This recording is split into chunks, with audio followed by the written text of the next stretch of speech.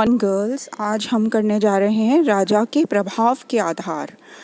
तो कुछ विशेष कारण हैं जिसकी वजह से जो ब्रिटेन के सम्राट हैं उनका बहुत प्रभाव है ब्रिटेन की राजनीति में। तो पहला जो कारक है वह है व्यक्तित्व। यदि राजा का व्यक्तित्व प्रभावशाली होता है तो मंत्रीगण जो हैं वो स्वतः ही उसके व्यक्तित्व के सामने नतमस्तक हो जाते हैं। और इसका सबसे सशक्त उदाहरण है क्वीन विक्टोरिया, जिनका व्यक्तित्व इतना भव्य था कि लोग उनको केवल सुनने के लिए, देखने के लिए इकट्ठे हो जाते थे। दूसरा जो कारण है वह है अनुभव। अब राजा का जो जीवन भर का जो शासन काल है वह इतना दीर्घ होता है कि आंतरिक राजनीति के अंतर्गत वह अनेक मंत्रिमंडलों के उत्थान और पतन देख लेता है, यानी इतने सारे चुनाव उसके सामने हो जाते हैं। और अंतर्राष्ट्रीय राजनीति में भी वह अनेक उतार चढ़ाव देख लेता है। तो इस दीर्घकालीन अनुभव के आधार पर वह मंत्रिमंडल को बहुत अच्छा परामर्श दे सकता है। तीसरा है कारण राजनीतिक निष्पक्षता।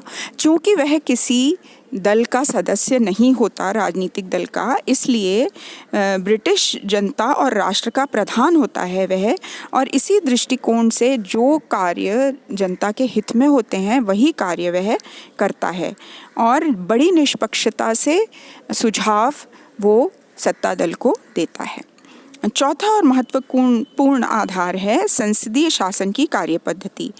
अब संसदीय जो शासन प्रणाली है उसमें वह शासन का अध्यक्ष होता है और इस नाते जितनी भी कार्यवाही होती है वह परराष्ट्र विभाग का समस्त पत्र व्यवहार उसके पास पहुंचता है। तो उसका एक मंत्री भी होता है जिसे राजा का आत्मसाधक भी कहा जाता है, और इस मंत्री का यह कर्तव्य होता है कि वो समस्त राजनीतिक घटनाओं की सूचना राजा को देता है। और दूसरी तरफ प्रधानमंत्री का भी यही कर्तव्य होता है कि वो जो भी मंत्रिमंडल निर्णय लेता है उनसे सम्राट को अवगत कराए।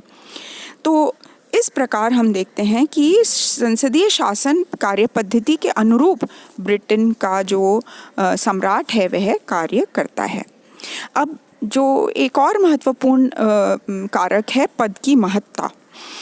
तो सम्राट का जो पद है ब्रिटेन का वह ऐतिहासिक महत्व रखता है, और वर्तमान समय में यदि हम देखें तो हम ये पाएंगे कि इसको सर्वोच्च महत्व भी प्राप्त है। और स्वाभाविक रूप से सम्राट के द्वारा जो भी परामर्श दिया जाता है मंत्रिमंडल उसे